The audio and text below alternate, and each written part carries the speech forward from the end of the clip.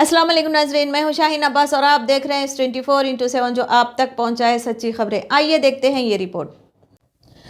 ناظرین، پچھلے 1 سال سے پوری عوام ایسی مصیبت جھیل رہی ہے جس کا نام کورونا وائرس ہے۔ کووڈ-19 پچھلے 1 سال سے پوری دنیا اس وائرس میں متاثر ہو رہی ہے۔ اس کے لیے نئے تدابیر استعمال کیے گئے، کبھی سوشل ڈسٹنس تو کبھی سینیٹائزر، کبھی گھر میں ہی رہنا، کبھی بنا ماسک کے باہر نہیں نکلنا۔ اسی کے ساتھ ساتھ اس 1 سال کے دوران اگر ہم یاد کریں تو ہم نے کئی ایسے اپنوں کو کھویا ہے جن کی ڈیڈ باڈیز بھی ہمیں نصیب نہیں ہوئی۔ ڈیڈ باڈیز کا تو دور کی بات ہے ناظرین، لیکن ان کی آخری دیدار بھی ہم لوگوں کو نصیب نہیں ہوئی۔ اس وبا سے ابھی دنیا نکل ہی نہیں پائی تھی کہ دوسرا قہر جس کا نام بلیک فنگس ابھرنے لگ گیا۔ بلیک فنگس کے خوف سے پھر ایک بار پوری عوام اسی طریقے سے پریشان ہوتی آ رہی ہے جیسے پچھلے سال اچانک کرونا وبا نازل ہونے پر عوام کا حال تھا۔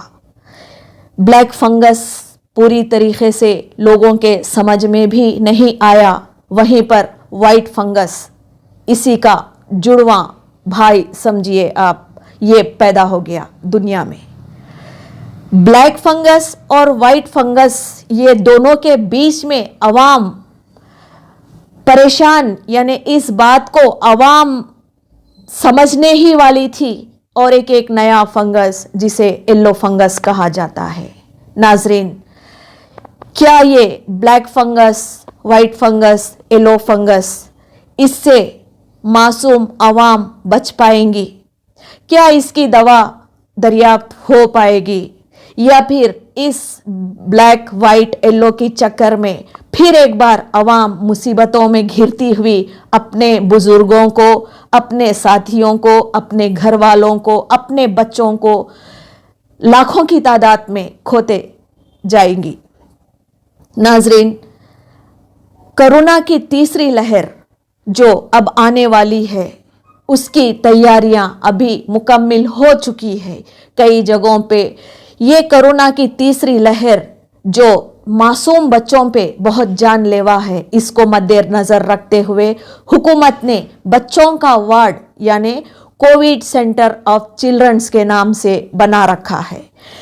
اسی طریقے سے جب یہ white fungus, black fungus, yellow fungus آیا تو حکومت اور کتنے فنگس کا انتظار کر رہی ہے، اس کے بعد اس کی دوا آئیں گی، یا ایسے ہی فنگسوں سے پھر آدھے سے زیادہ لوگ مارے جائیں گے؟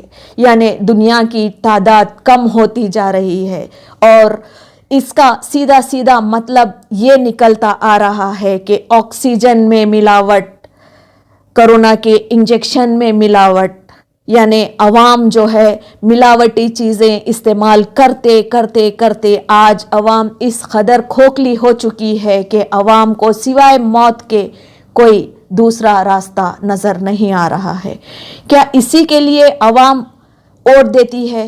کیا اسی کے لیے عوام حکومت بناتی ہے؟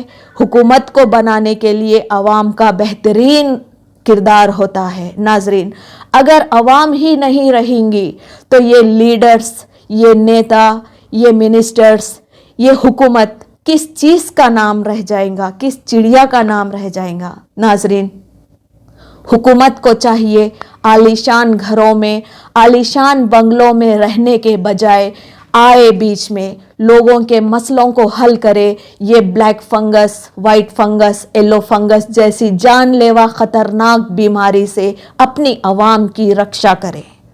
دیکھتے رہیے S24x7 جو آپ تک پہنچائے ایسی ہی مختصر لیکن سچی خبریں۔ خدا حافظ، جے ہند۔